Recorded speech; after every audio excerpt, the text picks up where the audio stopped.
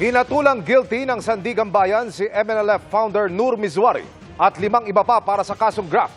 Lusot naman sila sa kasong malversation. Nakatutok si Joseph Morong.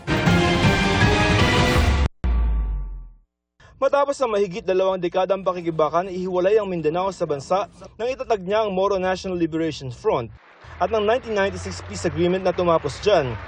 Umupo si Nur Mizwari bilang gobernador ng dating Autonomous Region in Muslim Mindanao noong 1996.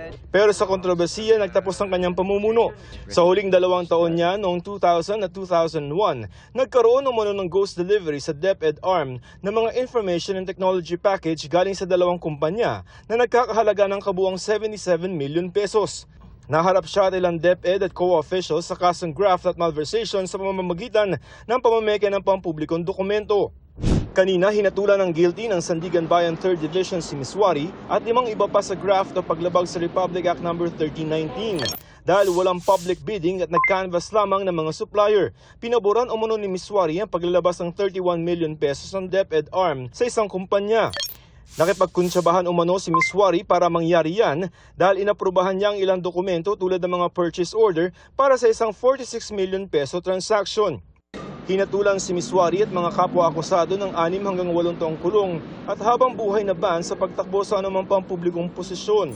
Lusot naman sila sa kasong malversation through falsification of public documents. Kulang umunong ebidensya para patunayang ang mga ginawa niya ay nauwi sa pagbubulsa ng pampublikong pondo ng isang individual. Anito, kinumpirma ng mga testigo na sa sumunod na gobernador naka-address ang alokasyon ng pera at tapos na ang termino ng Mizwari na mangyari ang pagbabayad sa proyekto. Paglalaan lamang ng pondo ang nangyari sa panahon ni Mizwari at nagkapera na lamang para sa mga proyekto sa termino ng sumunod na gobernador.